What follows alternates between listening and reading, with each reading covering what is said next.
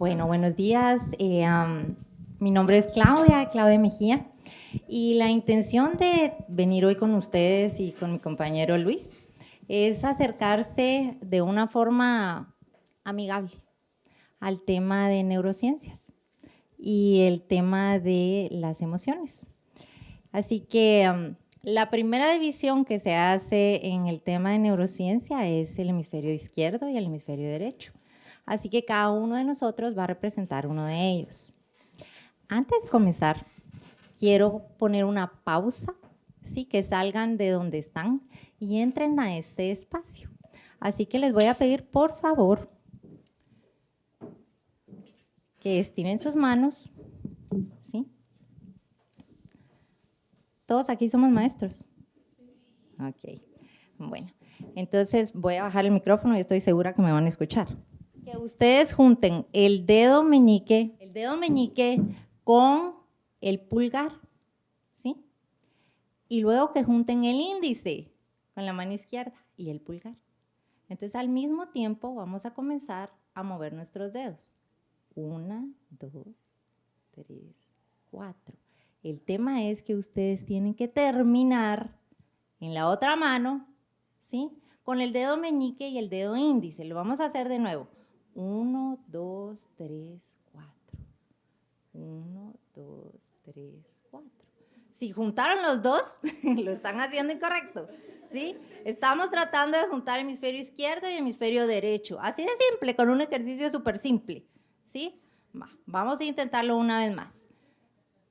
Meñique, índice, y lo vamos a hacer despacio. 1, 2, 3, 4. Ahora vamos a regresar. 1, 2, 3, 4. Y a veces cuando yo trabajo con los niños y ya lo lograron, les digo, yo soy paz, ¿sí? Yo soy amor. Y ahí vamos agregando un montón de valores con el quién soy. ¿Ya están aquí? Bueno, muchas gracias. Gracias. Okay. Ese es un ejercicio de Brain Gym. A veces cuando estamos algo acelerados lo podemos usar para tranquilizarnos. ¿Ok? Entonces, quiero contarles por qué estoy yo en el mundo de neurociencia desde hace ya casi 5 años. En el 2014, yo recibí una certificación que era para niños, ¿sí? Donde las bases eran neurociencia y otros tipos de métodos. Entre ellos está atención plena. No sé si han escuchado de atención plena. Bueno, es el arte de estar presente en el aquí y en el ahora. Entonces, yo recibí todo el tema a nivel intelectual y lo dejé pausado. En ese tiempo, mi hermano murió. Yo estaba en una crisis matrimonial fuertísima. Mi situación económica estaba por los suelos. Tenía 2 hijos. Había dejado de trabajar 10 años. Y entonces me encontraba en una crisis. Así que de alguna u otra forma decidí salir de mi zona de confort. Y dije, voy a cambiar. Pero nunca realmente había trabajado con el tema de las emociones. Las había dejado como resguardadas. Salí a trabajar, comencé a trabajar más de 12 horas y me metí al posgrado y estaba sacando otra carrera al mismo tiempo. En cuestión de un tiempo, entré en una crisis, por supuesto, y la mitad de mi cara se durmió. Yo dije, ya va a pasar, como todo en la vida, ¿no? Pasa. Pero no pasaba. Entonces me entró como un miedo. Fui al doctor y el neurólogo me dijo, no, lo que usted tiene es una depresión y un gran estrés. Entonces, si usted se toma estos ansiolíticos, estos antidepresivos, esto para despertarse, pastillas para dormir, pastillas para despertar, le aseguro que no va a tener parálisis. Y entonces yo dije, yo merezco una mejor vida para mí, una mejor calidad de vida. Y entonces me acordé lo que hacía 1 año y pico había tomado como una certificación, el tema de vivir en el presente, en el aquí y en el ahora. Entonces comencé a practicar lo que por teoría había llevado por mucho tiempo, pero nunca realmente había llevado a la práctica. Desde ese momento, mi vida comenzó a tener otro sentido.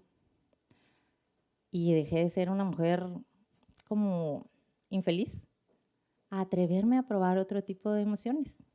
Aunque para el mundo yo era una mujer de éxito. Entonces, desde ese momento hasta la fecha, yo trabajo con niños en el tema de las emociones y qué importante es educarnos a través de ellas. Y con eso trabajé en el programa de Yokigami, que más adelante, en alguna oportunidad, si se da, entonces lo vamos a presentar. Entonces, ese es mi espacio en el tema de neurociencias y aprendizaje a través de las emociones. Ahora, Luis. Bueno, muy buenos días. Yo soy Luis Francisco y pues, ¿qué me tiene aquí el día de hoy? Esa es la cuestión. Pues fíjense ustedes que desde que era pequeño, un chiquito de 3, 4 años, mi mamá me dice que me ponía a jugar con los muñecos que tenía dándoles clase. Y tenía nombres imaginarios. O sea, tenía hasta el listado de los nombres, mi mamá, de mis alumnos, ¿verdad? Entonces yo desde pequeño como que ya vengo con la estrella por ahí de ser educador. Y entonces como que la vida me ha ido abriendo las puertas hacia que se vaya dando esa posibilidad de estar en el proceso de formar y de apoyar el proceso de educación, ¿verdad? No solo de instrucción, decía el licenciado Gallardo, ¿verdad? Sino de educar. Y fíjense entonces que, bueno, estudié un bachillerato porque no quería salir del colegio donde estudiaba, si no hubiera estudiado magisterio de una vez. Y estudié acá en un profesorado de segunda enseñanza en psicología y pedagogía, en la Francisca Marroquín. Y luego estudié técnico en orientación escolar y problemas de aprendizaje en la Universidad Rafael Landívar. Luego, como tenía muchos cursos que ya estaban como por los créditos, no seguí la licenciatura en psicología educativa, sino me pasé a la clínica por asuntos de créditos. Saqué la licenciatura en clínica. Y luego, pues ya como profesional empecé a formarme en cosas que a mí me daban mucho interés con relación a cómo apoyar el mejoramiento del aprendizaje de los niños. Entonces, por ahí comenzó, era entonces, estoy hablando de hace 25 años, un programa que se puso, que fue un gran boom en Guatemala, que fue el programa de enriquecimiento instrumental de Feuerstein. Y entonces, para mí eso me encampanó de una forma que sentía que cosquilla por dentro, como dice, de las emociones, ¿verdad? De que eso era algo que a mí me estaba enriqueciendo muchísimo. Entonces me especialicé en el programa de Feuerstein y comencé a trabajar con el PI. Luego vino que hicimos un congreso en donde invitamos a personalidades de América Latina, vino gente de Estados Unidos, de México, de Argentina, de Chile, etcétera, a dar unos talleres a Guatemala, eso hace también 20 y pico de años. Y entonces vino una audióloga norteamericana que se llama Nancy Rowe, que es la creadora de la técnica de Neuronet, no sé si han oído hablar de Neuronet. Y entonces, desde entonces trajimos a Nancy con algunos profesionales, Pedro Samayoa, Mila Everest, etc. Y comenzamos a trabajar el Neuronet en Guatemala. Y entonces eso fue algo que complementó muchísimo la idea de toda la parte que era de desarrollo del pensamiento a través de las funciones cognitivas y el desarrollo del potencial de aprendizaje de las personas con la parte que era de desarrollo puramente de la parte neurofisiológica de la persona para aprestamiento al aprendizaje. Entonces esa mezcla de las dos cosas fue algo que para mí me abrió las puertas a un mundo completamente diferente. Y empezó mi interés muy, muy marcado en las neurociencias y en la investigación de las neurociencias y lo que iba habiendo sobre el tema y leyendo, investigando, y de eso se abrió la posibilidad para que un grupo de psicólogos entráramos a la Facultad de Medicina de la San Carlos a estudiar un posgrado médico, que es el de neurodesarrollo. Y pues entonces ya me especialicé en puramente el desarrollo neurológico de la niñez y adolescencia, para ver ya casos que tienen que ver con autismo, con déficit de atención, con hiperactividad, con todo ese tipo de cuestiones, ¿verdad?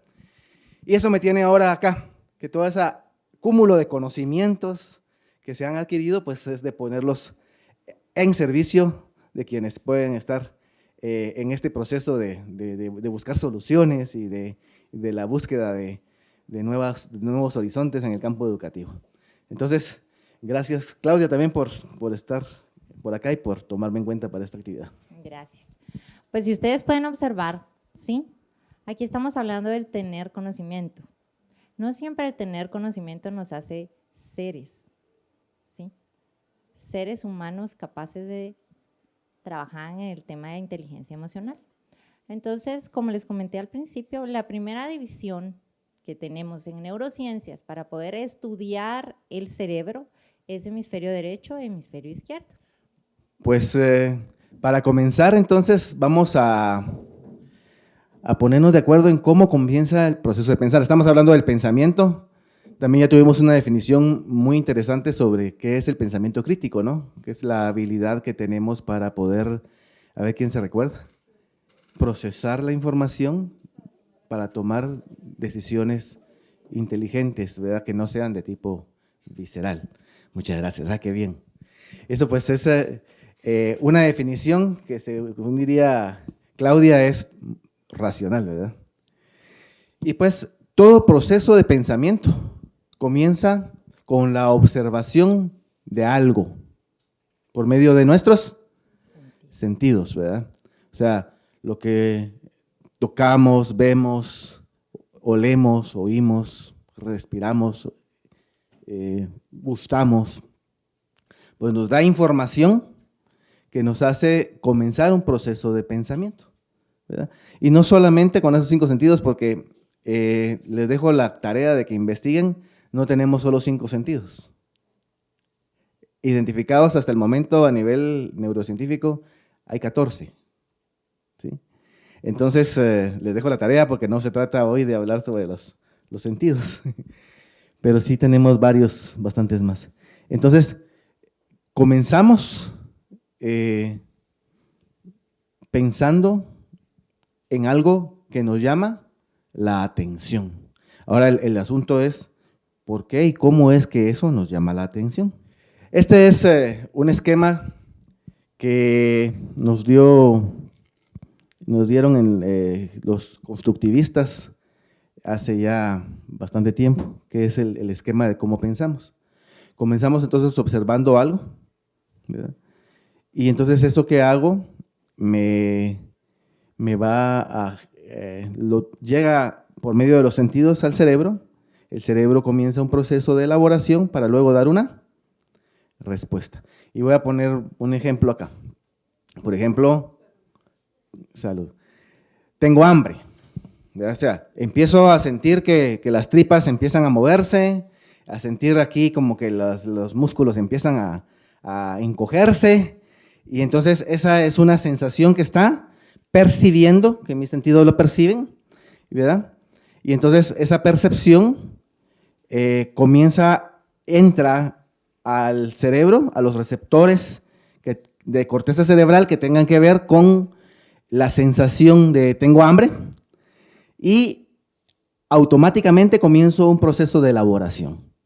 Digamos que estoy en la casa, tengo hambre, y entonces mi proceso de elaboración me va a decir, bueno, entonces, ¿qué puedo comer? Y empiezo a formularme una serie de interrogantes, ¿no? ¿Qué puedo hacer de comer? ¿Qué tendré en la refrigeradora? Voy, abro la refrigeradora, hay pollo, hay, qué sé yo, arroz o vegetales, etcétera. Entonces, ¿qué puedo hacer con esto? Bueno, pues me ocurre que puedo hacer pollo frito, o puedo hacer un pollo guisado, o puedo hacer un chop suey, o un qué sé yo, ¿verdad? O sea, depende de lo que tenga y de lo que me guste, voy a empezar a elaborar. Y entonces comienzo un proceso en donde empiezo a imaginarme cómo va a ser ese producto terminado, ¿sí? Bueno, va a llevar esto y aquello, que cebolla, que ajo, que tomate, etcétera, todo lo que pueda llevar. ¿Cómo lo voy a preparar? ¿Qué tengo que picar? ¿Qué tengo que partir? ¿Qué tipo de recipientes voy a necesitar? Si una olla, si un sartén, etcétera, ¿verdad? Entonces, cuando ya tengo todo el esquema mental de qué voy a hacer para satisfacer mi necesidad de comer, entonces paso al siguiente plano, que va a ser el dar una respuesta, ¿verdad? Entonces, todo proceso de pensamiento lleva esas tres etapas. La primera es percepción, la segunda es elaboración y la tercera es dar respuesta conforme o de acuerdo o congruente al proceso de elaboración. Entonces, hagámoslo para que se nos quede. Percepción, elaboración y respuesta. ¿Cómo es? A ver. Percepción, elaboración y respuesta. ¿Sí? Esas son las tres etapas del pensamiento, ¿verdad? Y siempre se van a dar. Lo interesante, y eso en algún otro momento cuando tengamos oportunidad de vernos, es que cuando yo estudié en la universidad, ya hace 20 y pico de años, 28 años más o menos que estaba por ahí en las aulas de la Facultad de Humanidades de la Landívar. Entonces, fíjense que a mí me enseñaron esto nada más. Las personas piensan, elaboran y dan respuesta. ¿Qué estaba pasando adentro del cerebro? A saber, ¿verdad? ¿Cómo era el proceso? No se sabía, solo se sabía que esas eran las fases.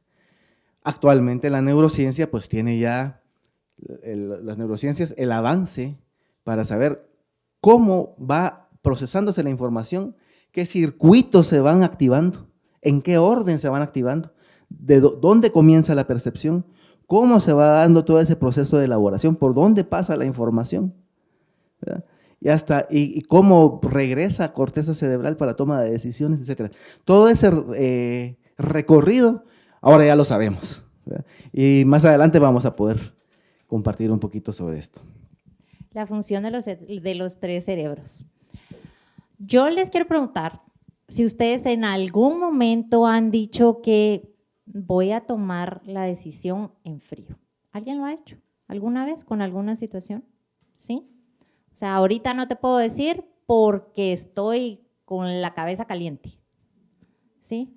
Entonces, cuando yo me calme, puedo tomar decisiones. Es un paso al tema de la educación visceral. Ahora, es súper interesante reconocer que el ser humano siempre está decidiendo a través de la experiencia, ¿sí? Es un mito decir que yo voy a tomar una decisión en frío para no meter emociones, porque las decisiones siempre van implícitas a través de una emoción. El cerebro humano tiene dos caminos para poder aprender. El primero es a través de la repetición, que es lo que hacemos en el tema de la educación y la currícula de los 90, ¿sí? Y luego un shock emocional. Esas son las dos formas de aprender. Y aquí está la segunda división de neurociencias en el tema del cerebro, que es pura evolución. Hoy por hoy, la verdad es que solo se hacen estas divisiones con la intención de que ustedes entiendan cómo es que funcionamos. Entonces resulta que lo primero que aparece en el ser humano es el cerebro reptiliano. Es aquel impulso que tenemos, ¿sí? Ahí se regula el tema, por ejemplo, de la sexualidad. ¿Ya? Es el instinto de sobrevivir. Y luego aparece el sistema límbico, donde están las emociones. Y por último está el neocórtex, que es lo que nosotros todo el tiempo estamos educando, ¿sí? Es lo que hacemos en los colegios, enseñar a través de la razón. Ahora, ellos tres se comunican todo el tiempo. Pareciera que no, pero sí. Por favor. Ok, pues fíjense que ese es un esquema muy importante de tener en cuenta, ¿no? Cómo es que está estructurado el cerebro. Y fíjense, vamos a ver cómo se comunica. ¿Se recuerdan que estamos viendo percepción, elaboración y respuesta? Pero fíjense que cuando la información, nosotros percibimos un problema, cualquier situación en el aula, lo que sea, cualquier tema que estemos trabajando con nuestros patojos en la clase, eso va a ser algo que va a entrar de primero a los receptáculos que tiene la corteza cerebral de cada uno de los sentidos. O sea, lo que vemos va a ir hacia la occipital, a procesos de elaboración visual. Lo que oímos va a ir hacia los temporales para procesos procesamiento auditivo, lo que sentimos va a ir a los parietales, etcétera. Entonces, cada cosa va a ir a la parte de la corteza cerebral. Pero tenemos una serie de neuronas que forman una red, que es una red que profundiza, que va de la corteza cerebral hacia el tallo cerebral.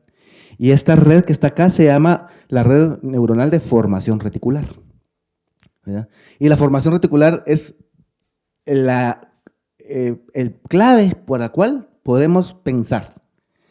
Porque fíjense ustedes que de los estímulos identificamos, ¿verdad? Ah, esto es un lápiz, esto es un cuaderno, esto es lo que sea. Pero todos esos estímulos viajan inmediatamente que se perciben al tallo cerebral. Porque hay un principio bien importante. Pensamos, elaboramos y aprendemos solamente con base en aquello que el tallo cerebral decide que es importante aprender o pensar. ¿Sí? Entonces me estarías diciendo que es el cerebro reptiliano el primero que se activa. Exactamente. Luego de los receptores de la corteza cerebral que tienen que ver con la percepción, viaja la información directamente hacia el tallo cerebral. Y en el tallo cerebral entonces es en donde se activa y, wow, esto me interesa. Pero, ¿qué será lo que le interesa a una persona? A ver, ¿qué piensan ustedes? Lo que le gusta, lo que le satisface. Fíjense que el cerebro, el cerebro primitivo o el tallo cerebral solo es un haragán. Él solo le interesa lo que le haga ahorrar energía, porque esa es una función principal que tiene el tallo cerebral, el ahorro de la energía, porque el cerebro gasta demasiada energía. Entonces va a buscar qué me va a evitar la fatiga. La ley del menor esfuerzo. La ley del menor esfuerzo. Entonces, principalmente dice, ¿esto me va a ayudar a sobrevivir? Sí. ¿No me ayuda a sobrevivir? No me importa. ¿Sí? Y esa es la decisión que toma el tallo cerebral. ¿Me ayuda a sobrevivir o no? Por supuesto, en un ser humano el tema de la sobrevivencia es extremadamente complejo, ¿verdad? No es solamente el instinto como un animalito, sino que hay muchísimas cosas que el ser humano valora, cuantifica como necesidades de sobrevivencia, ¿verdad? Por ejemplo, socialmente, ¿qué hace sobrevivir a un niño? Jugar. El juego. El juego es sobrevivencia para el niño. El niño que no juega, pierde estatus, pierde sobrevivencia, pierde su capacidad de poder sobrevivir a un grupo, ¿no? Y entonces, el interés que el tallo cerebral le va a mandar al niño por sobre cualquier otro tipo de experiencia va a ser la experiencia de juego. Entonces, ese es un gran tip, saber que si estamos en el nivel de educación en donde trabajamos con pequeños, ¿verdad? La principal motivación que va a tener un niño va a ser jugar. Entonces, el aprendizaje y el desarrollo de su pensamiento va a estar ligado a todo aquello lo que permita jugar, porque va a ser lo que le va el tallo cerebral de decir, esto me está dando sobrevivencia. Y entonces, ¿qué pasa cuando tenemos niños sumamente inquietos? ¿Qué es lo primero que hacemos? Quietos, ¿sí? Usted, fulanito, se sienta. Usted, fulanito, se calla. ¿Verdad? Entonces, ¿qué es qué estamos ahí como evitando? ¿Qué estamos evitando? Bueno. Evitamos la molestia que nos causa el niño. Esa es la verdad, o sea, yo estoy evitando que me deje de molestar, ¿ya? Entonces ustedes a ese niño que de repente callan y lo sientan, van a ver que comienza con el piecito, ¿sí?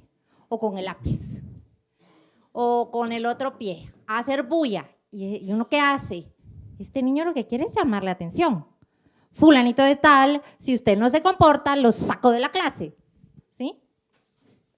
¿Y qué tal si tengo 3 fulanitos de tal en la clase? ¿Sí? Bueno, y sería lindo que fueran 15 niños, pero manejamos 30, 36, 38 en las aulas, ¿no? Entonces, con 3 disruptivos, ¿qué puede pasar? Tenemos un reto. Claro. Y otra cosa que es muy importante, aquellas clases donde solo los pongo a escribir y a copiar. ¿Será que en algún momento usamos el cuerpo, chicos? O sea, usamos el cuerpo para algo que no sea para cuando están en el recreo. ¿Ah? Y no digamos ya de adultos, porque entre más grandes somos, menos lo usamos. O lo usamos solo para ciertas cosas, ¿verdad? Entonces, ¿cómo dejamos en el abandono una de las herramientas que por naturaleza tiene el ser humano? El cuerpo. Y es importantísimo, ¿verdad? O sea, se aprende por el movimiento. Eso es una ley del aprendizaje. Aprendemos moviéndonos y equilibrándonos, ¿verdad? El equilibrio también es movimiento.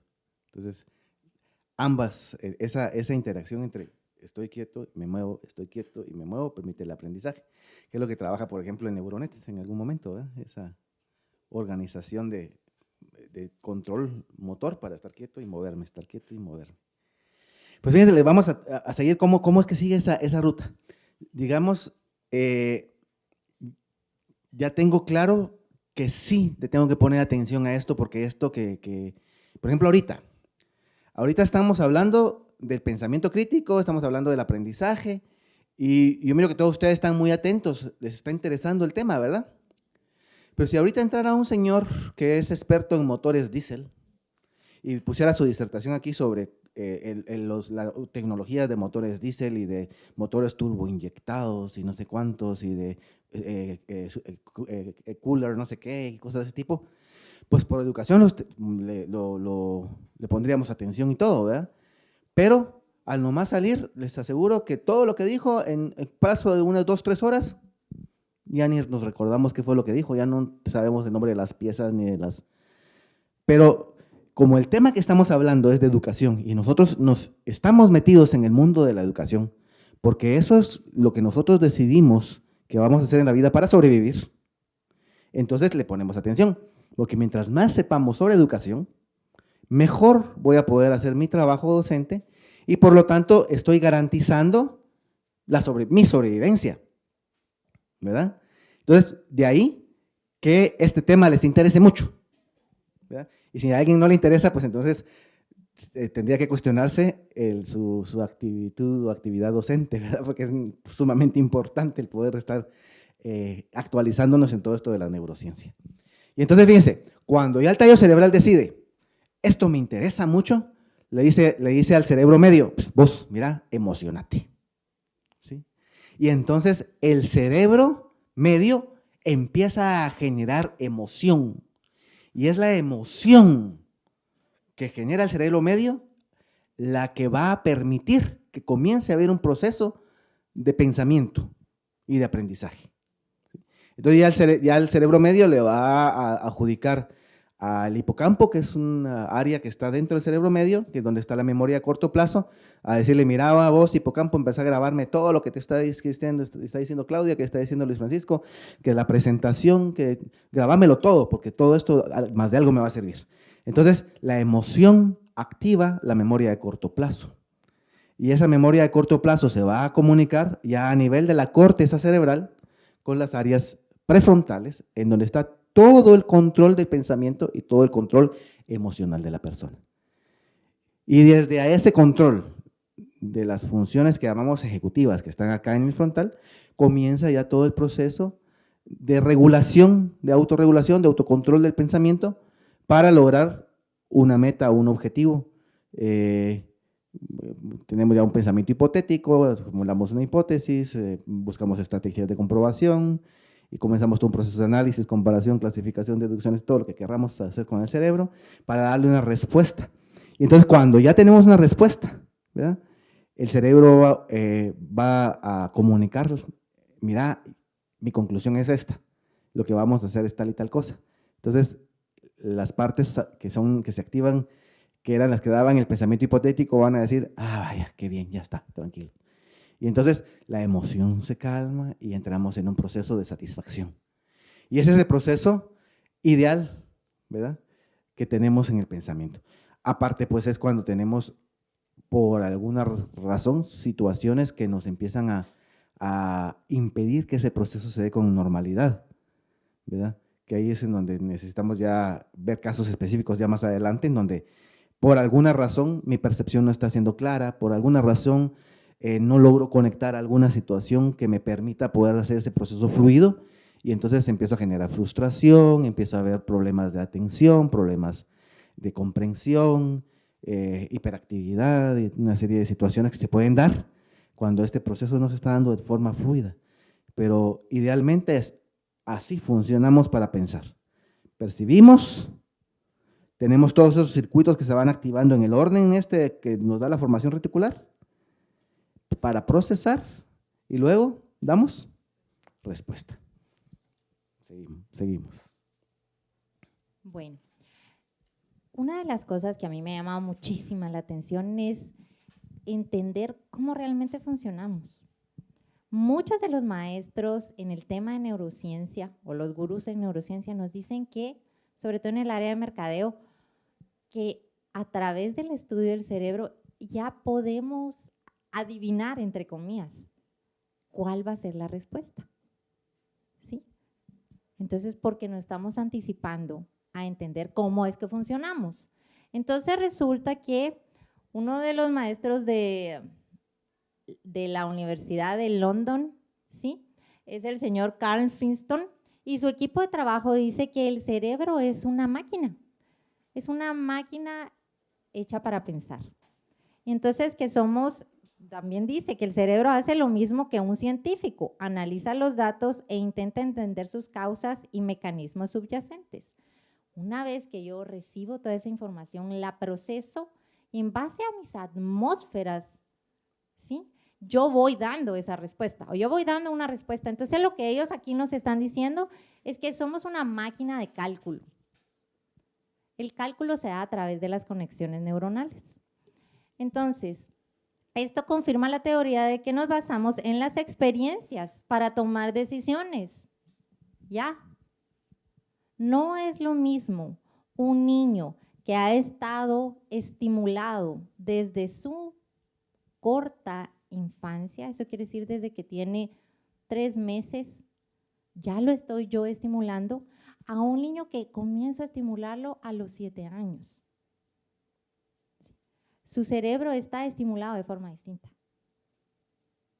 Y aunque yo tenga la capacidad de comprender que los dos funcionan diferente, o que el cerebro de los dos niños funciona diferente, es importante también reconocer que no me van a dar la misma respuesta y que ambos se van a basar en la experiencia.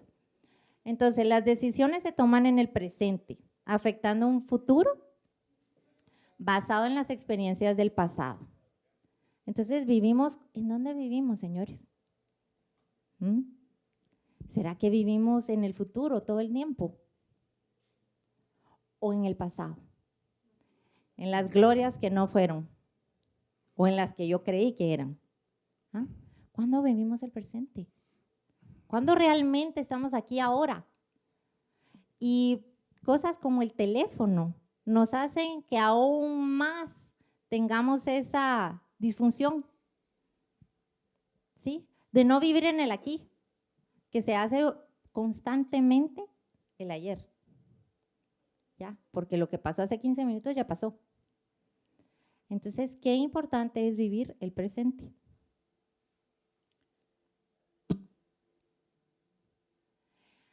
No sé si vamos hasta ahorita como entendiendo que somos seres emocionales aprendiendo a racionalizar, ¿sí?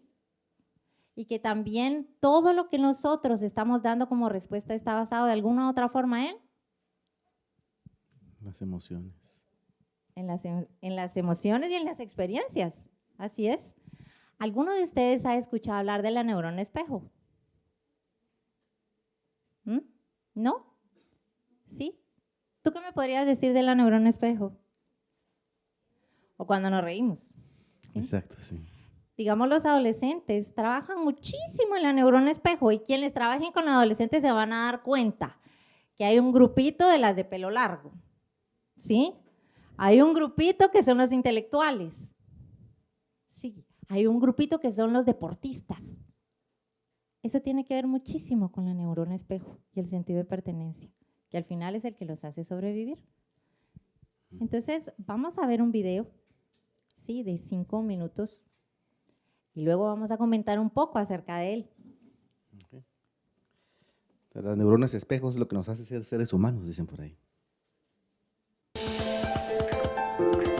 Nacemos inocentes, sin emociones mezcladas, sin dudas, sin miedos, sin mentiras. Llegamos llenos de curiosidad y dotados de las emociones que nos ayudan a conectar con los demás y a descubrir el mundo. Cuando somos niños nos guía esta pasión por vivir. A partir de entonces, ¿qué nos pasa?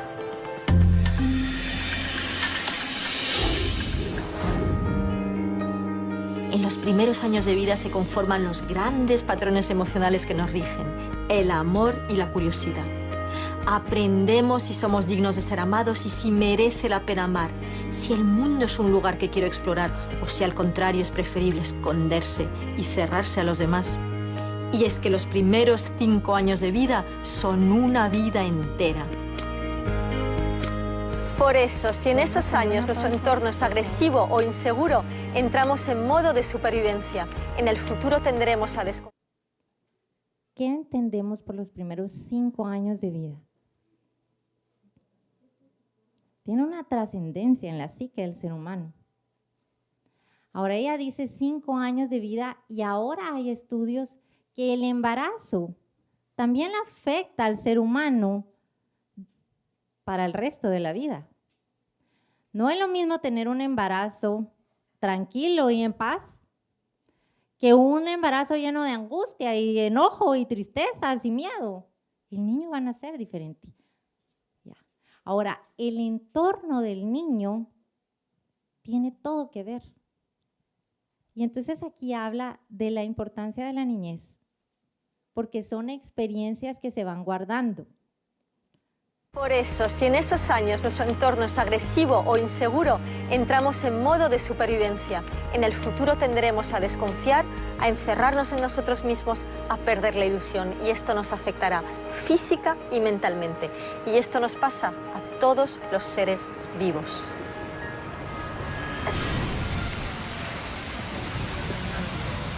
Necesitamos por encima de todo sentirnos seguros y amparados, es decir, conectados con los demás.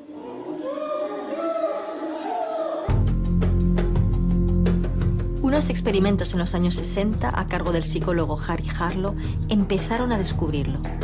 Este psicólogo americano, algo siniestro, apartó a monitos muy jóvenes de sus madres y los enjauló con madres mecánicas. En estas jaulas había una supuesta madre de tela y otra de alambre. Las dos eran muy poco atractivas, pero dentro de la madre de alambre había un biberón de leche al que el monito podía acceder. Los monitos, sin embargo, pasaban muchas más horas con la madre de trapo y solo iban a la madre de alambre para alimentarse.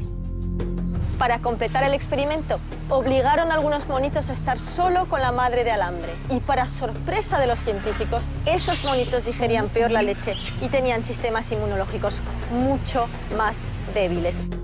Esto resultó muy llamativo en una época en la que se decía que el contacto físico malcriaba a los niños y que las emociones tenían poco peso en nuestras vidas, que eran un lujo biológico del que podíamos pasar.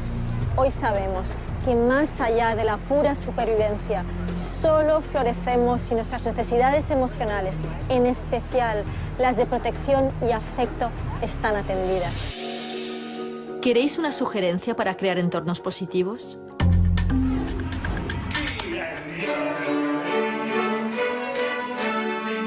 Benjamin Sander, el director de la Filarmónica de Boston, es un líder conocido por su capacidad de generar entornos empáticos y creativos. El primer día de cada curso, Ben Sander reúne a sus alumnos y les pone un sobresaliente. Acto seguido, les pide que escriban una carta donde expliquen por qué merecen ese sobresaliente y en qué tienen que trabajar ese año para convertirse en esa versión sobresaliente de sí mismos.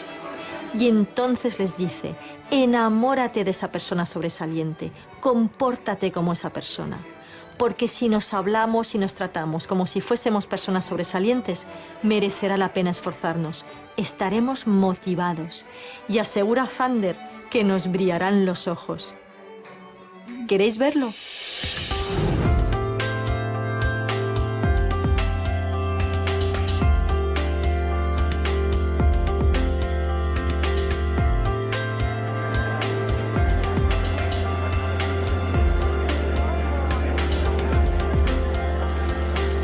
tú haces muy bien? Yo lo que hago en especial es dibujar. Yo hago bien pasteles. Yo lo que hago en especial es jugar a fútbol. Soy el mejor jugador de bus. ¿Qué es lo que tú haces bien? Soy una buena modela. Nos encanta bailar samba.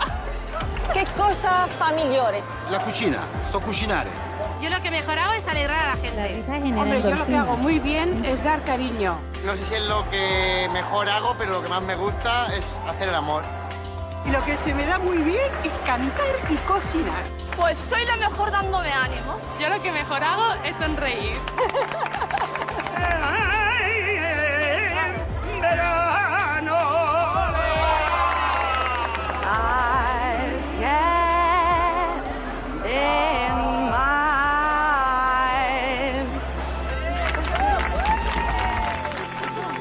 La gente solo envejece mentalmente y emocionalmente cuando pierde su curiosidad y su capacidad de amar. Para evitarlo necesitamos entornos que potencien las emociones positivas. Creamos esos entornos entre todos, día a día, en casa, en el trabajo, en la calle. No es magia, es inteligencia emocional.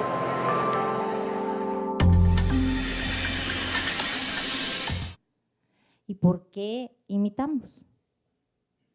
Para sobrevivir. Así de simple. Mejor si ni pienso, que piense el otro. Por eso el ser humano siempre está buscando líderes. Y ese es el punto importantísimo, ¿verdad? Poder lograr el equilibrio entre la demanda social y la necesidad de adaptarnos y de estar dentro del grupo como el mecanismo que nuestro tallo cerebral va a darnos de sobrevivencia, y el pensamiento crítico, ¿verdad? Porque están las modas, está los ofrecimientos políticos, cualquier costumbre que tengamos, y con tal de estar bien y de sobrevivir en nuestro grupo, nos replegamos a lo que el grupo hace, pero no por fuerza. Lo que el grupo hace es la mejor opción, o lo mejor, o lo que nos va a dar el mejor resultado. Y no tenemos que poder hacer esa congruencia o esa unidad entre la demanda social y lo que necesitamos para adaptarnos y el desarrollo de nuestra individualidad, ¿verdad? Nuestro pensamiento crítico. Así es. Pasemos a la siguiente. Bueno, ¿cómo contagiamos las emociones positivas? Aquí quiero hacer yo una pequeña pausa, ¿sí? Nosotros estamos a través de una programación neurolingüística, hablando de lo positivo y de lo negativo.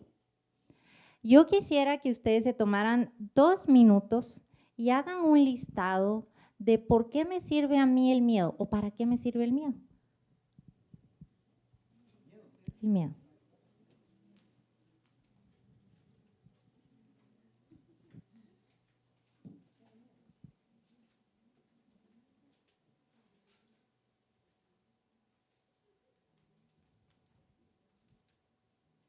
Porque toda emoción tiene un lado constructivo y un lado destructivo.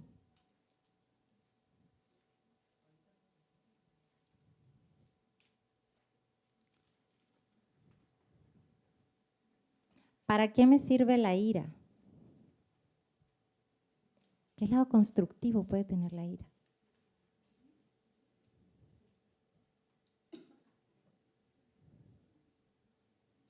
O el desagrado.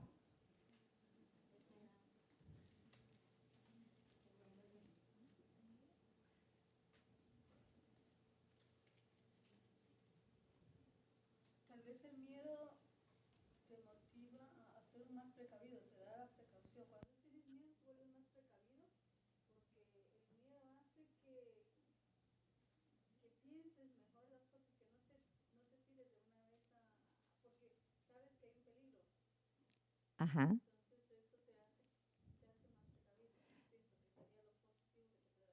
Entonces digamos que el miedo nos sirve para, exacto, como para detener, ¿no? O sea, al final para sobrevivir, ¿sí? El miedo me pone alerta. Ahora, ¿qué pasa cuando vivimos con un miedo permanente? ¿Mm?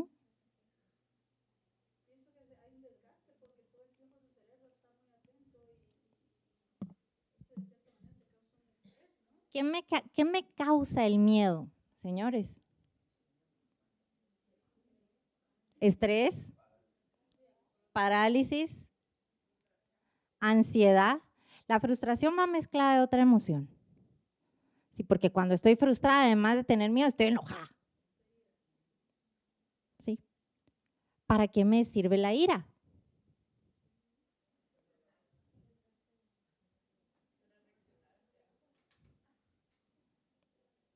¿Para qué me sirve la ira? Para poner límites. Desde el momento que yo vivo a través de la ira, ¿cómo veo yo la vida? Todo el mundo es una amenaza para mí. ¿Sí? Constante amenaza. Por eso vemos en la calle esos desastres, así como dijo el licenciado. En el tráfico, ¿no? Todo el mundo es una amenaza. ¿Para qué me sirve el desagrado?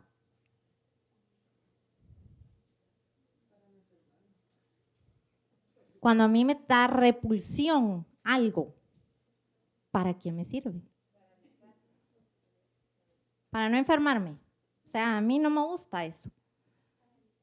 Muchas veces uno como adulto le dice a su hijo, te lo comes. Es que no me gusta, te lo comes. Entonces terminan comiéndoselo y de repente van al baño. ¿Sí? Los enfermó lo que uno obliga a comérselo. El desagrado está para algo. Ahora, están 5 emociones biológicas, ahora son 6, porque la sexta es la capacidad de emocionarnos.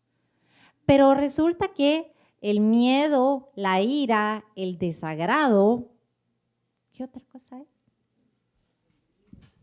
La tristeza, así es, y la alegría. Bueno, 4 emociones las llamamos negativas. ¿Cómo funciona nuestro corazón? Sístole, diástole. Sístole, diástole. Bueno, ahora resulta que el corazón va funcionando a través de la emoción. También hay neuronas ahí. Entonces, necesitamos contraernos. Pero esta sociedad nos ha enseñado que solo debemos de ser felices. Entonces, nadie aprende a regular las otras 4, que están ahí para algo. Y luego soltarlas. ¿Ya? Entonces, aquello negativo puede ser algo positivo y una oportunidad de cambio para todo aquel que lo reconozca. Entonces, esta contracción no es negativa, es necesaria, como lo es la expansión. Y el puño del ser humano de ese tamaño es nuestro corazón. Y ahora les voy a pedir que empuñen las dos manos y las junten. Y las extiendan. De ese tamaño es su cerebro.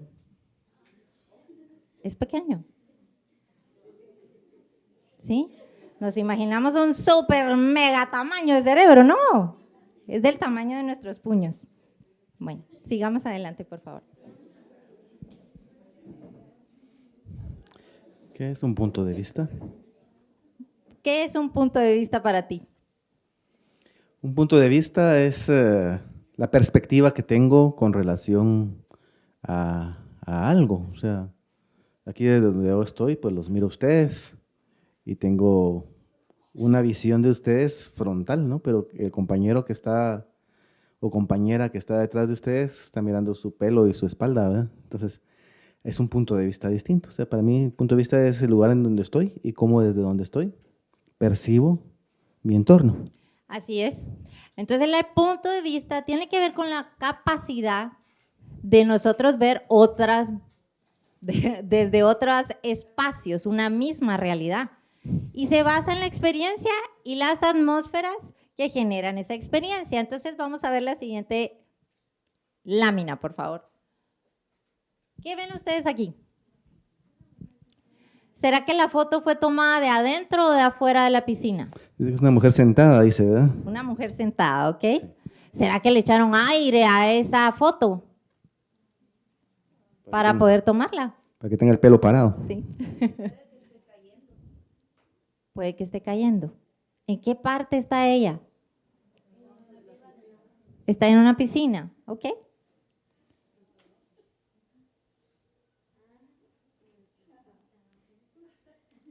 Pareciera que la foto está tomada desde adentro, ¿no? Y ella está bailando. Veamos otros puntos de vista, por favor. ¿Qué vemos acá? A unos niños, a unos jóvenes. ¿Alguien mira a un adulto por ahí? ¿Ven hombres y mujeres o solo mujeres? Ok. ¿Y será que están atravesando una catarata? ¿No? Ok. Bueno, por favor. Parece que están parados. No, hay una niña. Tiene unas florecitas en el bikini.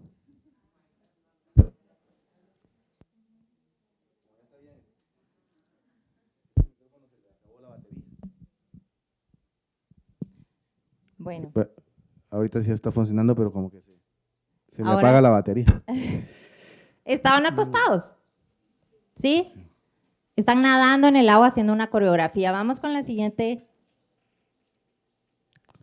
¿Qué ves ahí? Pues yo miro una estructura geométrica compleja. Ok, sigamos. Miremos. ¿Será una torre? Una torre compleja. ¿Alguien dice algo diferente? Sí. ¿Qué más podría ser? Un caleidoscopio. Muy bien, miremos.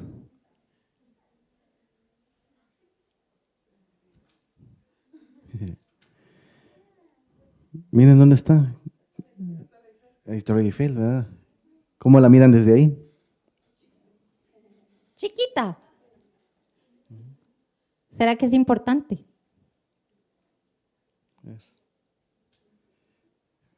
¿Será importante verla desde ahí? Sí. Una torrecita.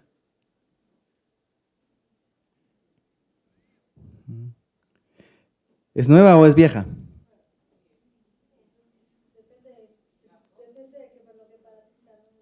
Muy bien. Todo depende. Todo depende del punto de vista. Muy bien. Mírenla ahí.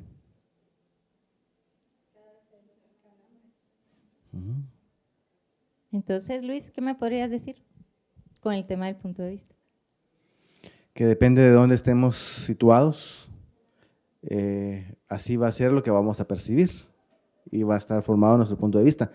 Y entonces la importancia de poder tener varias fuentes de información o varios puntos de vista para poder tener una visión objetiva de la realidad, que es parte de lo que necesitamos desarrollar como estrategias de pensamiento crítico.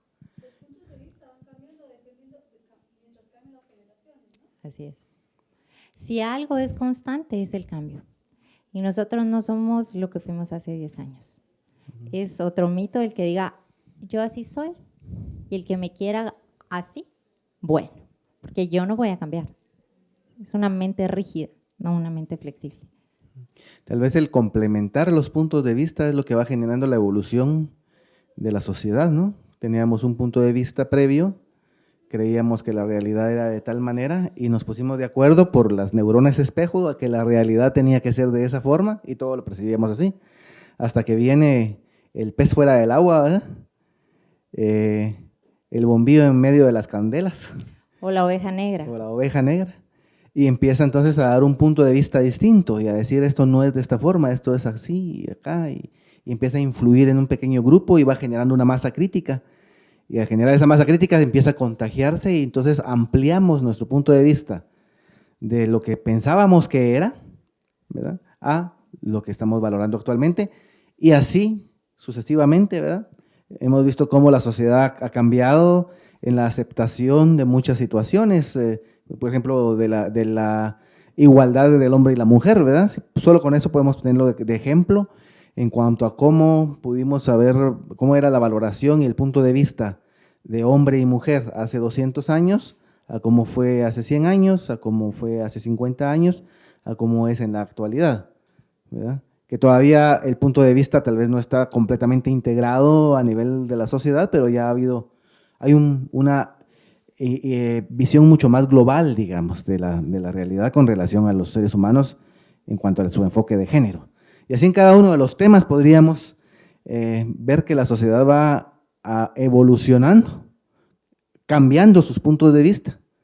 Y entonces se vuelve una nueva aceptación de lo que es la realidad y nuestras neuronas espejo entonces empiezan a funcionar acorde a las nuevas exigencias, ¿verdad? Pero ojo, que dice por ahí también que querer adaptar a una persona a una sociedad enferma no es lo más adecuado, ¿verdad? Entonces también tenemos que tener ese pensamiento crítico de darnos cuenta si estamos viviendo en una realidad y desde los puntos de vista correctos, porque muchas veces lo que aparentemente es lo normal, lo correcto, me pasa en el salón de clases, ¿verdad? Yo alguna vez entré a alguna clase en donde me contrataron para ir a modificar la conducta de los niños de un salón de clase, porque en realidad era un salón insoportable, ¿verdad? O sea, era una actitud muy, muy complicada. Entonces estos niños se insultaban como que si fuera, ¿verdad? Vos, hijo de la gran, que no sé cuántos, y vos y enfrente de uno, ¿verdad? O sea, y con una ausencia completa de límites, ¿verdad? Y entonces yo les decía, miren, pero eso no está bien, ¿verdad? O sea, esa forma de comunicación no es la adecuada. Necesitamos aquí tener reglas y la primera regla es el respeto y el respeto a los comentarios del otro, etcétera. Empezar a trabajar con este tipo de cuestiones.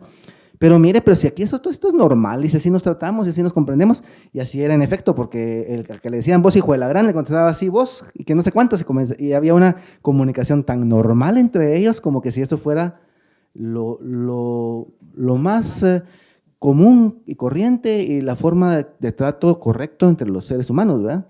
Pero entonces, adaptar a una persona a un ambiente enfermo no es probablemente lo que más convenga. Entonces ahí es donde tiene que haber puntos de vista, criterios, pensamiento crítico que influyan en el cambio de esa realidad. Porque si no, las neuronas espejas de esos niños están diciendo, no, entra un niño que viene de un ambiente muy sano, muy bonito de su casa, muy, muy correcto, muy educadito, y entra a ese ambiente, la sobrevivencia le va a decir, y sus neuronas espejos empiezan a funcionar, le van a decir, no, aquí o me pongo pilas y me pongo igual de irrespetuoso o me muero. Y entonces empieza a desarrollar y vamos a tener un producto después distorsionado, ¿verdad? Entonces, es la importancia entonces de la valoración de los puntos de vista. Continuamos. Se me fue una. Para aprender a pensar, debo aprender a hacer preguntas. ¿Qué pasa? Yo no sé si ustedes han tenido la experiencia de trabajar con niños que son repreguntones. ¿Sí? Que uno dice 2 o 3 oraciones y ahí va la pregunta. Y la pregunta, yo era así. Pero yo tuve la oportunidad de tener maestros que estimularon esa curiosidad en mí. Somos en mucho una sociedad que no sabe hacerse las preguntas, porque hemos sido una cultura autoritaria. El adulto es la ley, y ante la ley no se piensa, ¿sí? Entonces preguntas, ¿para qué? Yo no sé si ustedes como maestro alguna vez se han preguntado, ¿y para qué sirve mi materia? ¿Han debatido o han tenido un diálogo de por qué es tan importante la materia que ustedes tienen? ¿Para qué le va a servir a ese niño más adelante? ¿O cuándo le va a servir? ¿Será que ese niño se tiene que esperar hasta que termine la primaria para entender que le sirve? Entonces, todo ese tipo de preguntas, el por qué, para qué, cuándo, cómo, tiene la verdad el único, digamos, punto de hacernos entender que a través de la experiencia, de darnos esas respuestas, el niño va realmente aprendiendo. Entonces, el niño no estudia solo para qué, para el examen y después escupe el montón de palabras que se metió una noche antes, sino realmente se le queda grabado para qué. Aquí dice, un niño despierto es curioso, está dispuesto a buscar respuestas, tiene perspectivas diferentes y es flexible a lo que pueda encontrar después de hacerse esas preguntas. ¿Será que somos curiosos con el pasar de los años, con las clases que damos? ¿O es ya tan sistemático? ¿Mm? Porque el que es curioso tiene despierta la creatividad. Entonces, ambos hemisferios están conectados. El que deja de ser curioso solo tiene uno de los hemisferios funcionando. Y eso es grave. Cambiemos, por favor.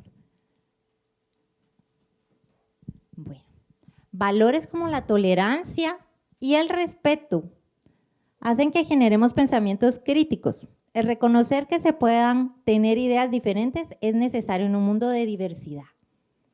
Yo quiero que alguien me pueda decir qué es tolerancia. Aceptar. Y comprenderlas. ¿Sí? Muchos me dicen aguantar.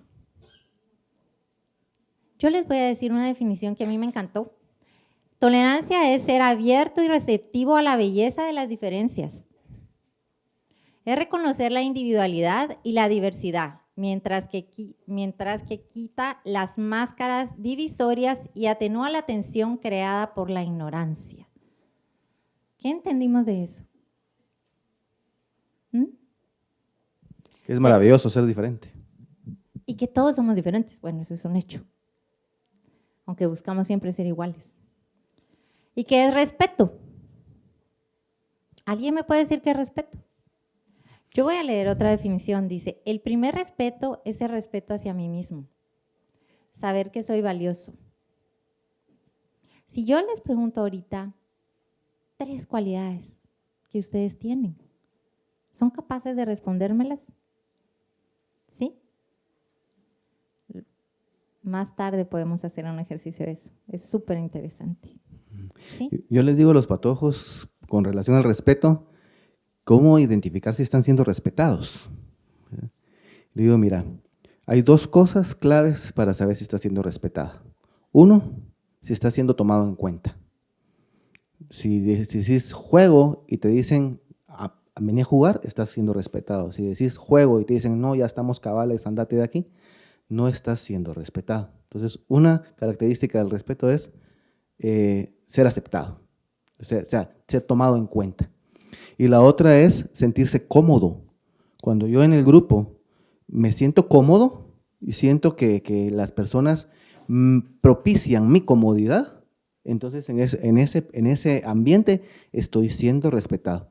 Si hay alguna cuestión, le digo yo a los niños, que te hace sentir incómodo, comentarios, actitudes, muy probablemente, no totalmente, pero muy probablemente allí hay falta de respeto. Entonces, tú puedes valorar y medir el grado que te tienen de respeto y qué tanto respeto estás dando en cuanto a qué tanto haces que las demás personas se sientan cómodas cerca de ti y qué tanto tú tomas en cuenta a los demás, ¿verdad? Eso es lo que yo les digo a los patojos y me funciona bastante porque entonces entran en la, como que les cae el en, como dicen por ahí, de qué es el respeto, porque a veces es un tema muy abstracto, ¿verdad? Pero si le damos indicadores para poder medir, entonces ellos ya van a poder tener como más claridad, decir si estoy siendo respetado o no. Entonces puedo exigir, porque el respeto es un derecho humano. Bueno, por eso es tan importante saber trabajar en nuestras emociones. Hablamos de las emociones viscerales, sí, de esa respuesta sin pensar. Yo les quiero contar el caso de una maestra, sí, que estaba en el aula y el niño no se callaba, 10 años, y no se callaba. Fulano, cállese, cállese, no se callaba. Se sale. No me salgo, le dijo él. No, es que no le estoy preguntando. Es que se sale. Y entró en esa lucha de poder. De repente, bueno, se pueden imaginar a la maestra. Estaba desbordada. Entonces, después de un rato, el niño le dice, bueno, me salgo, vieja gorda. ¿Sí? Y entonces se levanta y la maestra atrás de él, ¿verdad? Y entonces cuando el niño sale, deja la manita, ¿sí? Y ella asomata la puerta y le vuela la falange. Sí. se pueden imaginar esa situación, ¿ya? Se pueden imaginar esos papás, ¿ya? ¿Qué experiencia vivieron el resto de los compañeros? ¿Cuál fue la enseñanza de esa situación? ¿Será que la maestra había regulado sus emociones? ¿Será que realmente ella estaba enojada solo por ese ratito y que alguien le haya dicho así? ¿O ella venía enojada de muchas situaciones atrás? Qué importante es regularnos. Qué importante es reconocer lo que estamos sintiendo. Y cuando lo reconocemos es como la magia, ¿no? Aparece, acepto el mensaje y lo suelto. Entonces debemos crear como educadores espacios de pausa. Si yo reconozco que al ingreso del aula yo estoy molesta por algo que me pasó, es una responsabilidad mía. Decir, niños, vamos a respirar o vamos a sentarnos un rato y vamos a entrar en silencio y vamos a escuchar nuestro entorno y de repente, a los niños les encanta, pero es el adulto el que deja de creer en eso. Para ellos es fácil el tema de estar aquí ahora, ¿sí? Sí, y es importante dentro del tema de la neuroeducación que podamos comenzar ese proceso de aprendizaje. Hay ejercicios que pueden ayudar a los niños a tener mejor oxigenación, a respirar mejor, a tener mejor enfoque, mejor atención, más tranquilidad, más aprestamiento para el aprendizaje que pueden hacerse previo. Entonces nos podemos evitar. Y hay una cosa, Claudia, que es muy trascendental, que trasciende a las emociones incluso y trasciende a las mismas valoraciones, y es el amor. ¿Sí? Sin amor, cualquier proceso, cualquier técnica, cualquier situación que pueda haber alrededor, no va a ser igualmente efectiva. Igualmente, solo amor y amor, sin la técnica y sin el procedimiento adecuado, pues también probablemente no va a dar los resultados adecuados, pero esa conjugación, si yo amo, ¿verdad?, y busco las técnicas adecuadas, por su peso habrá tolerancia, por su peso habrá respeto, por su peso habrá responsabilidad. Entonces, es importante que podamos, como educadores, educar desde la perspectiva del amor.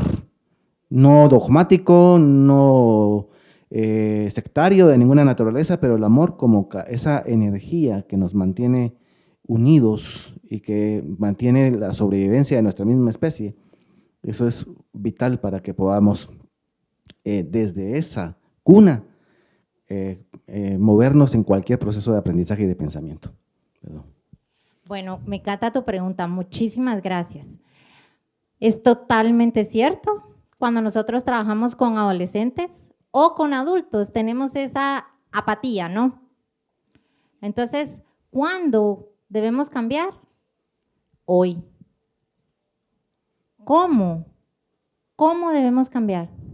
Entendiendo que es importante educarnos en el tema emocional, no solo a nivel cognitivo.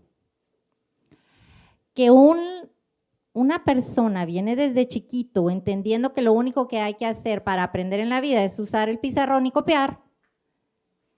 Qué gran shock el que viene a darse en la universidad porque lo único que sabe es copiar. No sabe pensar, no sabe analizar si no es en grupo. Claro. Y miren, el proceso de desarrollo del pensamiento es un proceso evolutivo, ¿no? Y se va dando conforme las oportunidades se van presentando a lo largo de toda la vida, ¿verdad? Gracias a Dios, si en algún momento de la vida no se tuvo la oportunidad de poder concretar o desarrollar o hacer más eficaz nuestro pensamiento, pues en cualquier momento, por supuesto con mayor grado de dificultad o menor, vamos a lograr que haya un cambio en la estructura de pensamiento de las personas. Podemos lograrlo. Entonces, si tenemos en las universidades, porque a mí me ha tocado también como catedrático de la universidad, ver patojos que cómo les cuesta a veces desarrollar un criterio, exponer ante una clase, etcétera, ¿verdad? O sea, cuán limitados están en su proceso de pensamiento también escrito, ¿no? Cuando uno lee los trabajos, sus ponencias, digamos, a veces dejan un poquito como que elementos que se les escapan, ¿no? O quieren toda la tarea hecha, ¿verdad? Deme las fotocopias, deme el asunto, deme la presentación y quieren la papa pelada, dicen por ahí, ¿verdad? Entonces, todo eso es una realidad que estamos viviendo, pero entonces ya es asunto también que tenemos que tener de injerencia a nivel de políticas educativas universitarias, de poder tener procesos remediales de alguna forma al pensamiento crítico de los alumnos. Entonces, darles un curso de estrategias del pensamiento es bien importante a nivel universitario, porque no sabemos cómo vienen todos nuestros patojos. Habrán patojos que vienen brillantes y con un desarrollo de pensamiento superior, pero habrán otros que han tenido experiencias distintas. O sea, todos somos un amplio espectro de experiencias, porque por un lado está nuestra organización neurológica, que es la base, digamos, biológica, genética que tenemos, pero por otro lado están todas las experiencias que hemos vivido a lo largo de la vida. Y somos el producto de esa mezcla de las dos realidades, de nuestra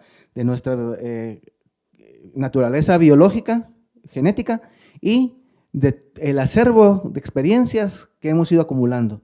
Entonces, de ahí que hay niños o personas o adultos que han tenido deprivaciones culturales, sociales, educativas, que les han impedido poder tener un pensamiento bien estructurado, hasta personas pues, que han tenido con la bendición y la venia, ¿verdad?, toda la posibilidad de desarrollo y experiencias que les han estimulado para poder tener una amplia capacidad de poder procesar. Y entonces nuestra misión en cualquiera de las etapas de la vida es, o sea, todo maestro debe ser un investigador. No podemos ser maestros si no somos investigadores. Tenemos que aprender a investigar. Y lo primero que tenemos que investigar es cómo viene nuestro grupo, cómo están los alumnos que tenemos, sean de primaria, de secundaria, de la universidad. Conocer nuestro grupo, conocer sus necesidades, conocer cómo vienen. Y con base en cómo vienen, entonces estructurar los planes y los proyectos que ayuden o que apoyen a esos patojos para que puedan empezar a avanzar desde donde estén. Porque fíjense, si digamos, yo ahorita les pidiera a todos que desde aquí, o sea, que desde aquí nos movamos para la puerta, ¿podrían hacerlo? No, porque usted está sentada ahí, no está sentado aquí. Y cada uno de ustedes está sentado en un lugar diferente. Y entonces, no podemos desde aquí movernos para la puerta. Ese es su aquí, sí, tu aquí. Pero digamos, desde este banco donde estoy sentado, desde aquí vamos a todo. Y eso es lo que hacemos muchas veces a nivel de cátedras o a nivel… Suponemos que ya la persona tiene que tener la formación, tiene que saber leer, escribir, redactar, sumar, restar, etcétera, dependiendo del grado que está, tiene que tener ecuaciones de segundo grado aprendido, lo que sea, en el nivel que está. Pero la realidad es que nuestros patojos nos llegan en cualquier nivel, desde en donde están.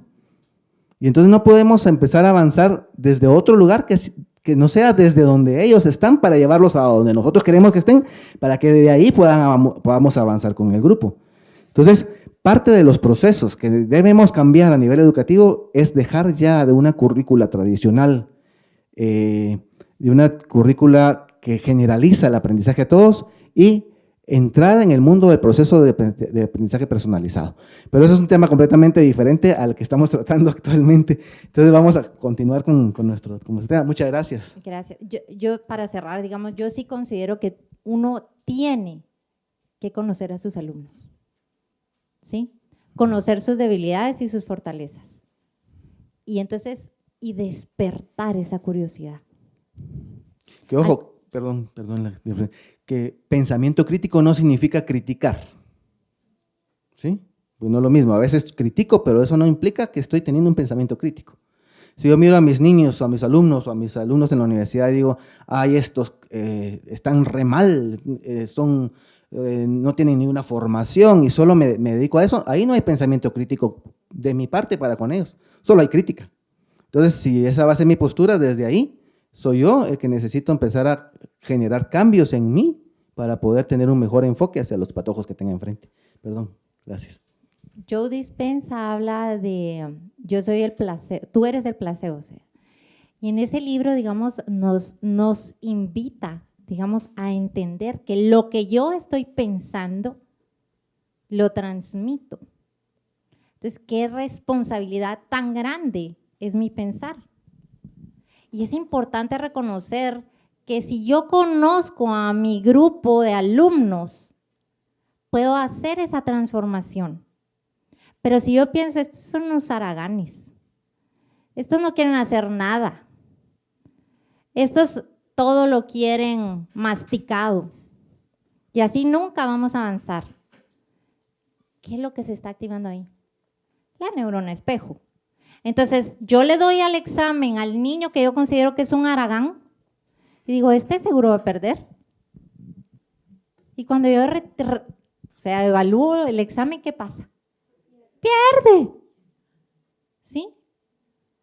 Entonces, sí, estamos hablando de los alumnos, pero es tan importante trabajar en nosotros y estar atento de lo que todos los días pensamos. ¿Ok? Y sí, hay que cambiar y van a ponerse en resistencia. Néstor Braidot decía que para realmente nosotros hacer que la gente piense, por ejemplo, tenemos que hacer actividades visuales, auditivas y kinestésicas. Y luego, por ejemplo, poner un audio y no enseñar el video. O poner el video. Vean una película en silencio. La interpretación es por completo distinta. Pero están haciendo que se activen ambos hemisferios.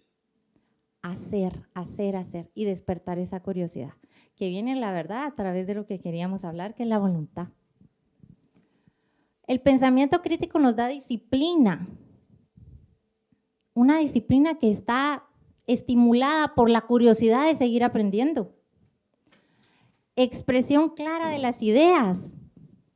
Hoy por hoy yo sé de lo que hablo, pero ¿cómo voy a hacer que mi alumno hable de lo mismo que yo estoy hablando?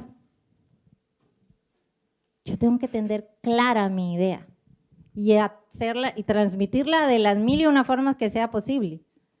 Pero depende de mi alumno, el que quiera cambiar. ¿Sí? Y entonces la aceptación de la gran responsabilidad que tenemos de nuestra forma de pensar, qué importante es tomar responsabilidad de nuestra forma de pensar. Y entonces entramos al tema del diálogo y el debate. Yo no sé si ustedes trabajan con sus alumnos el diálogo o entran directamente al debate. Por favor, Francisco. Okay. Muy bien. Entonces, estamos viendo la importancia que tenemos de darle valor a la responsabilidad y nuestra responsabilidad personal para pensar adecuadamente. Pero entonces tenemos que ver que es una responsabilidad tener las estrategias que nos permitan desarrollar el pensamiento crítico. Y entonces estas están basadas en las funciones cognitivas que nos dio Ruben Feuerstein. Dice que la primera de estrategia o habilidad que necesitamos desarrollar para poder pensar correctamente es percibir. ¿Se recuerdan que tenemos 3 fases, ¿verdad? Percepción, elaboración y respuesta. Pues dentro de la fase de percepción necesitamos percibir con claridad y precisión. ¿Sí? O sea, esto implica poder, dice, discriminar todos los aspectos relativos a un estímulo y claridad en los datos de los problemas o situaciones. O sea, no es lo mismo que yo diga, por ejemplo, pónganse su lápiz o su lapicero al frente y digan, ¿qué es eso? Es un lápiz, ¿verdad? Pero eso es una percepción que no está con la claridad y la precisión. Pero si empezamos ahorita el análisis, bueno, es un lápiz o es un lapicero de tal marca, de tal calidad, de tal modelo, que tiene tal tipo de tinta, que tiene tal disposición para poder emitir la tinta, si es un bolígrafo, si es un rapidógrafo, si es etcétera. Voy a tener mucho más riqueza en la percepción de los datos que estoy entrando. Y mientras más claro, más preciso, más amplia sea la información que yo logro percibir o entrar a mi cerebro, voy a tener muchísimos más elementos para que mi pensamiento pueda tener verdaderamente consistencia. Si yo me limito a solo una descripción, a solo identificar un objeto, estoy limitando mi capacidad de pensar. Y eso le pasa mucho a todos nuestros patojos en todos los niveles, ¿no? Son muy sintéticos y a veces solo dicen, ¿qué es eso? Tal cosa. Pero se limitan mucho. ¿Y qué más? ¿Y qué más? Y se quedan, no saben qué más decir porque no han desarrollado su capacidad de observar y sacar detalles. Entonces, bien importante la observación para ampliar la capacidad perceptiva que tenemos. Luego, desarrollar un comportamiento sistemático. La información debe buscarse de forma constante, sistemática, organizada. Por ejemplo, sabemos de que tenemos patrones occidentales para que la percepción sea más organizada, que nosotros leemos de izquierda a derecha y de arriba a abajo. Entonces, si tenemos esa búsqueda sistemática de lo que estamos percibiendo en una orden, vamos a tener mayor globo de la información que vamos a procesar. Luego, un vocabulario y conceptos claros para identificar de lo que estamos hablando. Todo eso es a nivel de percepción, ¿verdad? Muchas veces nosotros estamos escuchando y nos tragamos lo que nos dicen. Por ejemplo, los noticieros a veces les gusta mucho utilizar palabras rimbombantes y raras, ¿verdad? Que a veces, o a veces términos que no son tan rimbombantes, pero que los asumimos y no nos ponemos realmente a saber su significado, qué significa cada palabra. Mientras más capacidad tenemos de identificar, de comprender y de tener conceptos, mayor y más amplia va a ser nuestra capacidad de poder razonar. Entonces, tenemos entonces percibir con claridad, con amplitud, de forma ordenada, sistemática y utilizando un vocabulario adecuado y abundante. Fíjense que palabras tan sencillas como las preposiciones de, para, por, sí, según, sobre, tras, todas esas, tienen significados completamente diferentes. Y no es lo mismo un vaso con agua que un vaso de agua, que un vaso para agua. Y a veces se usan indistintamente. Mira, dame un vaso de agua o dame un vaso con agua. Y esa palabra de y con ya da una diferencia en la percepción para que el procesamiento sea lo que nosotros queremos que sea. Las dos son válidas, pero significan cosas diferentes, ¿verdad? Un vaso con agua es cualquier objeto que contenga el tamaño de un vaso que contenga agua. Eso es un vaso con agua. Un vaso de agua es una medida, ¿sí? El vaso son 250 mililitros. Entonces, cuando estamos hablando de un vaso de agua, ¿sí? Estamos hablando de 250 mililitros exactos de líquido. Eso es un vaso de agua, ¿verdad?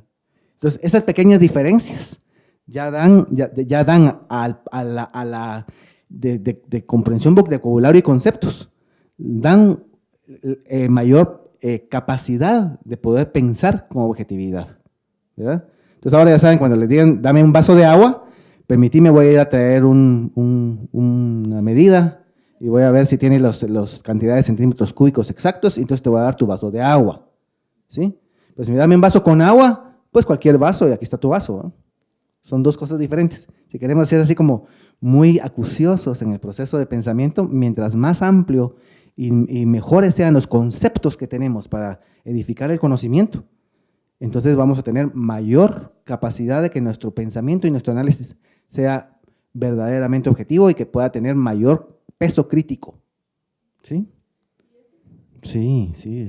Y los niveles de comprensión lectora en los patojos están muy bajos, a nivel de comprensión verbal y numérica también, ¿verdad? Aunque no son los únicos mecanismos, porque ahora tenemos toda esa amplitud de las inteligencias múltiples, pero hay ciertas habilidades que son importantísimas para desarrollar y que no debemos nunca perder de vista, ¿verdad? Que necesitan desarrollarse. No, estoy al revés, para acá. Muy bien, precisión y exactitud a recoger datos. ¿Sí? O sea, mientras más recojo los datos con más objetividad, pues mi pensamiento también va a ser mejor. Y considerar 2 o más fuentes de información a la vez, que es lo que estábamos hablando de los puntos de vista, ¿verdad? O sea, mientras más información tenga de diferentes fuentes y no me quede solo con lo que dice una, por ejemplo, no me queda nada más con lo que dice el Facebook, ¿verdad? También vivo qué dice el Twitter y qué dice el WhatsApp, ¿verdad? No. Buscar otras fuentes de información, ¿no? O sea, no quedarnos solo con lo que recibimos de un lado, sino ver lo que dice la postura opuesta o el criterio opuesto, lo que dice un libro, lo que dice otro libro, lo que dice un autor, lo que dice otro autor. Mientras más fuentes de información consultemos, también nuestro pensamiento va a tener una mayor calidad en el momento de poder hacer una crítica con nuestro pensamiento, va a tener más peso. O sea, no es nada más ¿cómo es que decía por ahí? De soplar y hacer botellas, ¿verdad? Sino es necesario poder tener todo un proceso de pensamiento, de percepción que me permita tener la información de calidad para poder tener un proceso de pensamiento de calidad que me haga poder dar una respuesta crítica de calidad.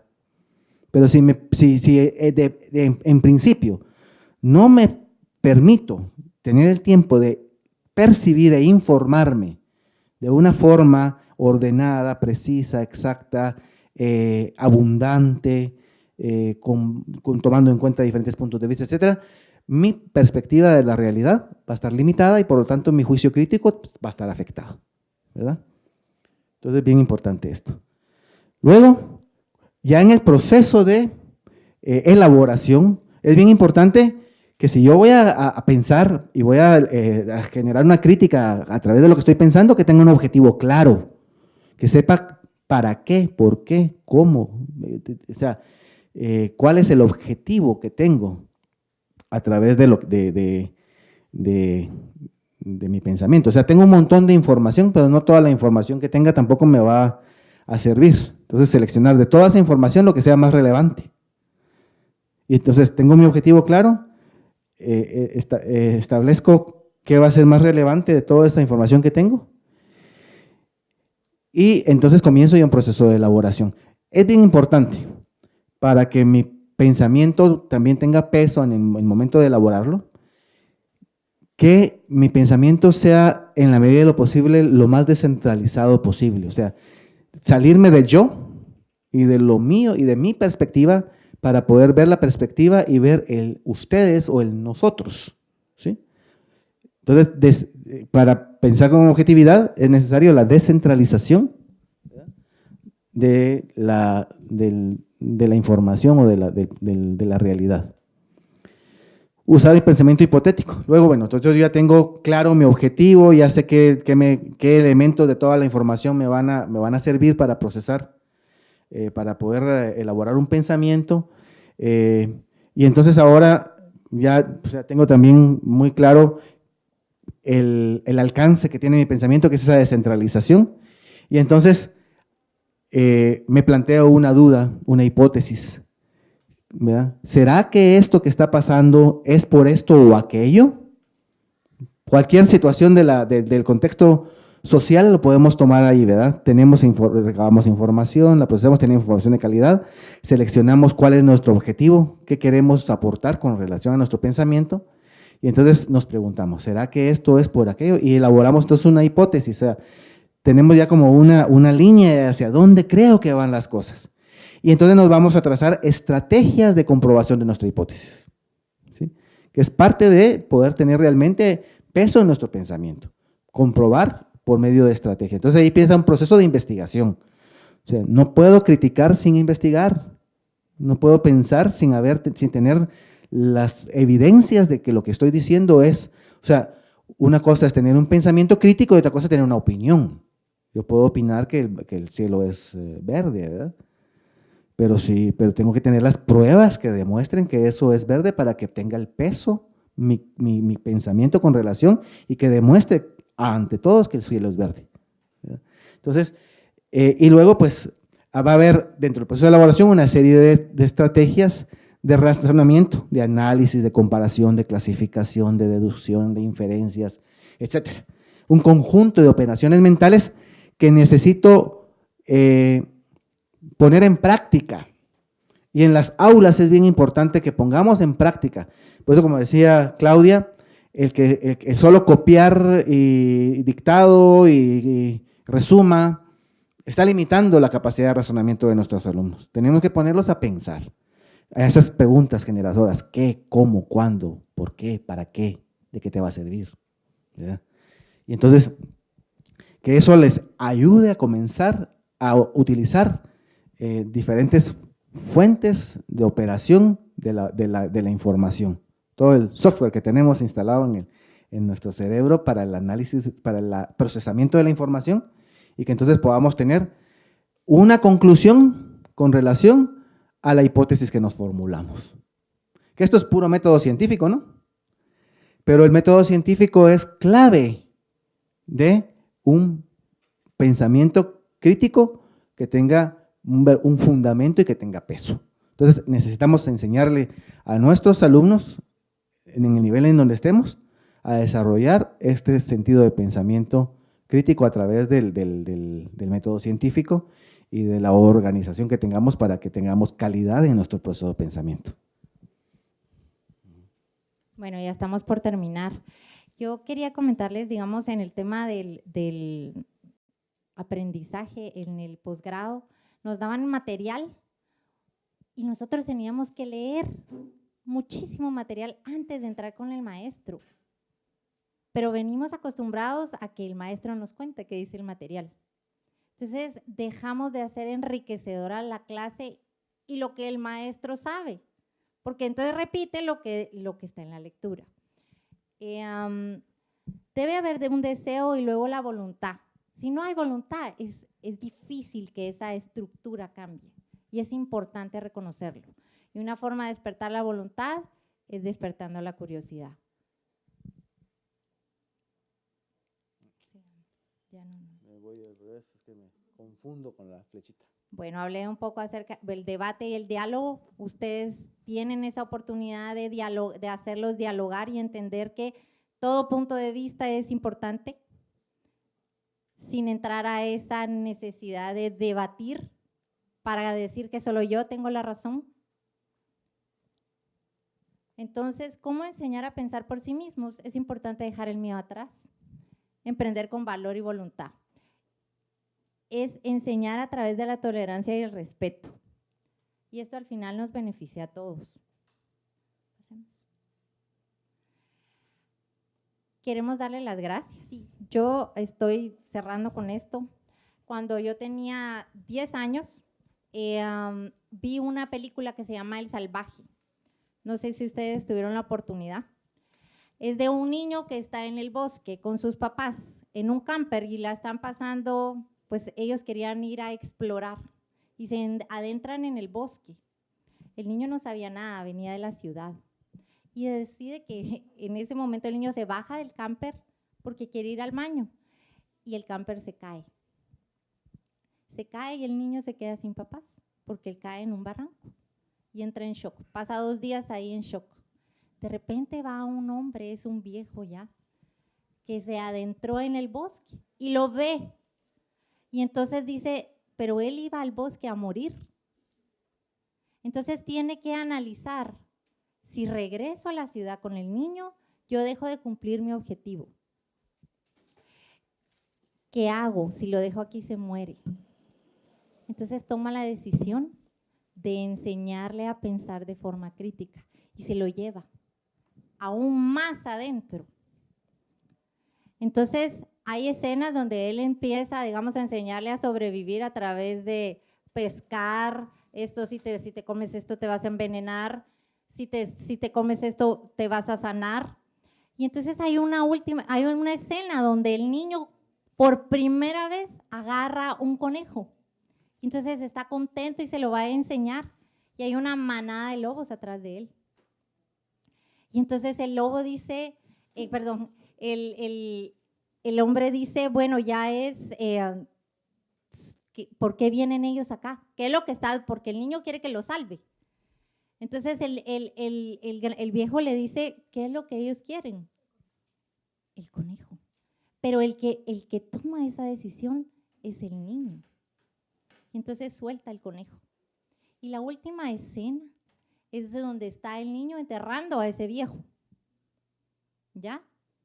Entonces, mi invitación o nuestra invitación es que ustedes sean esos maestros de vida, indistintamente de las edades que les toque. Y que aprendan a enseñar, o sea, que les enseñen a pensar a través del pensamiento crítico. Con eso los dejamos. Muchas gracias a los dos conferencistas. Las neurociencias afortunadamente nos han podido demostrar que nada es como pensamos durante muchos años, que la educación y los procesos de enseñanza-aprendizaje no pueden ser como se diseñaron hace bastantes años. Ha hecho una revolución, no comenzó tanto para educación, sino como para marketing, y ustedes no tienen idea de lo que constantemente nos manipulan los medios publicitarios gracias a las neurociencias. Última casa en venta, entonces la gente ya se pone alerta, si no la compro ahorita la pierdo y ahí vamos. Rebaja a 10.99, ya no nos suena a 11, caemos en la trampa. Y ese jugar entre el cerebro reptiliano, que es dual, es dicotómico, es blanco-negro, es sí o no, no acepta medias tintas, el cerebro emocional, que es despertar emociones, y el cerebro racional, que es utilizar precisamente el pensamiento crítico para tomar las decisiones que favorezcan en nuestra vida y a la vida de nuestra comunidad y la sociedad, es lo que debe aprovechar la escuela. Lamentablemente yo hace un par de años, una consultoría, tuve que observar aulas de institutos de educación media y no cambió nada. Entre el profesor, les dice tema de hoy y los niños, los jóvenes, porque eran ya de básicos, lo apuntan en el cuaderno. ¿Qué subtema, profe? Ahí va el profesor a decirles el subtema. El profesor empieza a hablar, usualmente hablándose a sí mismo en el pizarrón, los niños copiando lo que pueden, no hay diálogo. Ese diálogo entre lo que es y lo que debe ser, lo que pudo ser, lo que debemos ser, el porqué de las cosas, el para qué, cómo es mejor, etcétera. Ese diálogo que tanto fomentó Sócrates y los filósofos de la antigüedad se perdió. Seguimos lamentablemente siendo profesores transmisores de conocimiento. Y eso que estamos ya con un nuevo CNB que debería de haberse ya implementado en las aulas, pero que en el anaquel se ve muy bonito, pero cuando uno le pregunta a los docentes no saben ni por qué ni para qué el CNB, lo ven como una nueva guía de contenidos a desarrollar sin analizar la importancia de desarrollar las competencias. Así es que les agradezco muchísimo a nuestros dos conferencistas, la licenciada Mejía, el máster Sandoval. Estamos seguros que nos convencieron porque ellos despertaron emociones y esa es una de las claves para lograr la motivación de los estudiantes hacia lo que van a aprender, despertarles emociones. Por ejemplo, hace algunos, y voy a seguir hablando, ¿verdad? Hace algunos años ese libro de ¿Quién se ha llevado mi queso? Todo el mundo lo quería leer y mucha gente lo leyó y era los mismos principios de administración puestos en una historia, pero como la historia despierta emociones, ahí muchos lo leímos y aprendimos muchísimo de él. Así es que muchísimas gracias, estamos seguros que nuestros participantes aprovecharán muy bien la conferencia, ustedes lo dijeron, no es para quedarnos con el conocimiento, sino para ponerlo en práctica. Y en nombre de la Facultad de Educación, quiero entregarles este recuerdo en agradecimiento a su colaboración. Muchas gracias.